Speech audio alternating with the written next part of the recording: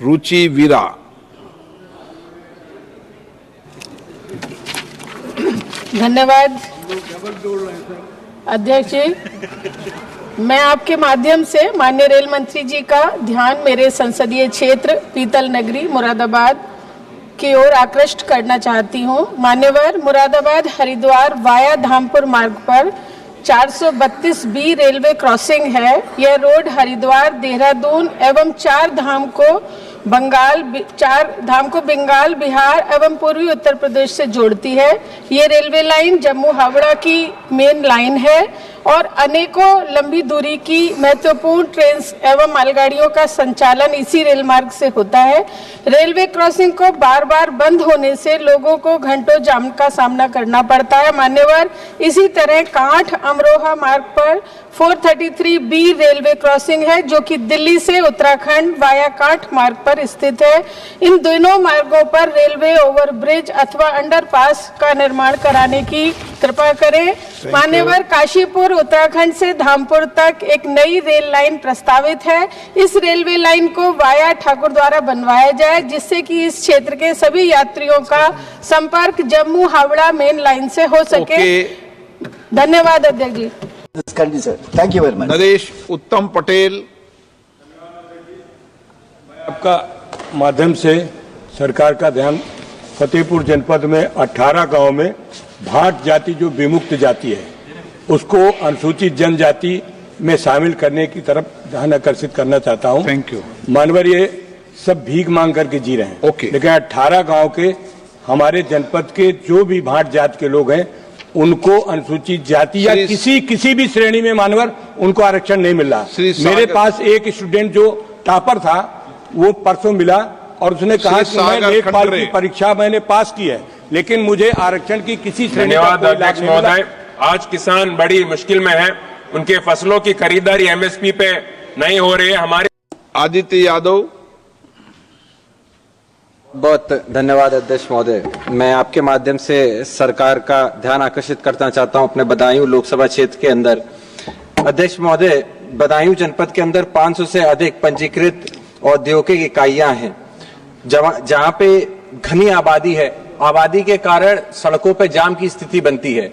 मैं आपके माध्यम से सरकार से अनुरोध करना चाहता हूं कि बदायूं को बरेली से मुरादाबाद तथा शाहजहांपुर, आगरा और फरक्काबाद के मुख्य मार्ग से जोड़ते हुए एक आउटर रिंग रोड को अगर हम बनाने का प्रस्ताव रखते हैं तो इससे एक्सीडेंट होने की भी समस्या खत्म होगी और इस औद्योगिक क्षेत्र के अंदर हम लोगों को एक बदायूं को आगे बढ़ाने का मौका मिलेगा। साथ ही मैं बदायूं की तरफ से अध्यक्ष महोदय आपका और सभी मेंबर का होली के इस पावन पर्व पे शुभकामनाएं। धन्यवाद।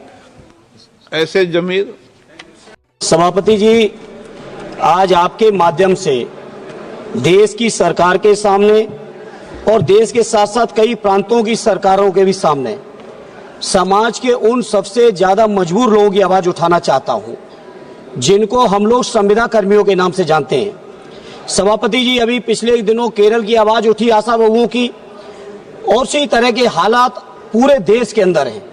अगर हम केवल उत्तर प्रदेश की बात करें सभापति जी तो आशा बहुएं अकेले 4 लाख इनको केवल रजिस्ट्रेशन के लिए 2000 रुपए मिलते हैं और 600 रुपए पर केस मिलते हैं।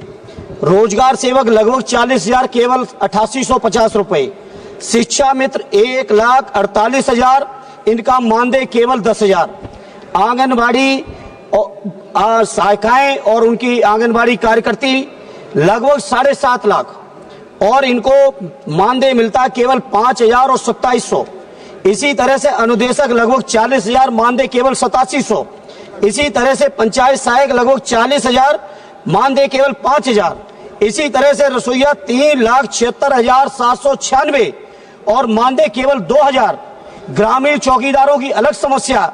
सभापति जी, मैं आपके माध्यम से केंद्र की सरकार जिसने लगातार वादे किए रोजगार देने के, लगातार भाषण चलते हैं 5वीं अर्थव्यवस्था के, आखिर ये अर्थव्यवस्था, आखिर ये इतना जो देश के अंदर संपन्नता जो डंका बजा रहे हैं बीजेपी के लोग, जो बातें करते हैं बड़ी बड़ी, जो बातें करते हैं डबल इंजन की, जो बातें करते हैं दुनिया में सबसे बेहतर इकोनॉमी की।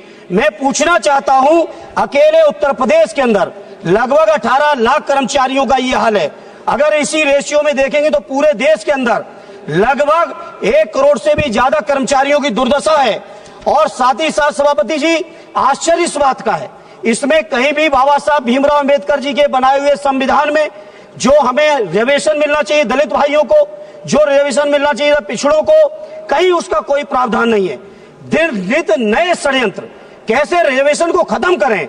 रिजर्वेशन अगर सीधे खत्म नहीं कर पा रहे हैं तो आउटसोर्सिंग के माध्यम से खत्म कर दें। आउटसोर्सिंग कर्मचारियों का इतना शोषण हो रहा है सभापति जी कि मनचाही एजेंसियां हायर हो रही हैं। वो एजेंसियां अगर 10,000 रुपए सरकार पेमेंट करती है तो 3,000 से ज्यादा पेमेंट कर्मचारियों तक नहीं जाता है। सभापति 1 मिनट लेंगे बस, बहुत महत्वपूर्ण सभापति जी। इसलिए आपके माध्यम से मेरी मांग है, इन तमाम संविदा कर्मचारियों को सरकारी कर्मचारियों को दर्जा मिले, इन कर्मचारियों की भर्ती में आरक्षण हो, इन कर्मचारियों की भर्ती के लिए जो सुविधाएं हैं उनके कल्याण की, परिवार की, ईपीएफ से लेके तमाम सुविधाएं, वो सुविधाएं मिलनी चाहिए। सभापति जी, इस बात से आप सोचिए, अकेले उत्तर प्रदेश के अंदर 1500 से ज्यादा शिक्षा मित्रों ने आत्महत्या की है। बैठे रक्षा मंत्री जी। धन्यवाद सभापति महोदय। धन्यवाद। आप बैठिएगा प्लीज, आप बैठिएगा, आप बैठिएगा प्लीज, आप बैठिएगा। सभापति महोदय, मैं जिस दिन से इस पार्लियामेंट में आया हूं, मैं लगातार एक मुद्दे के बारे में इस सदन का ध्यान आकृष्ट करते रहा हूं और सरकार को हमेशा जगाता रहा हूं। 1951 में जब हमारे यहां जनगणना हुई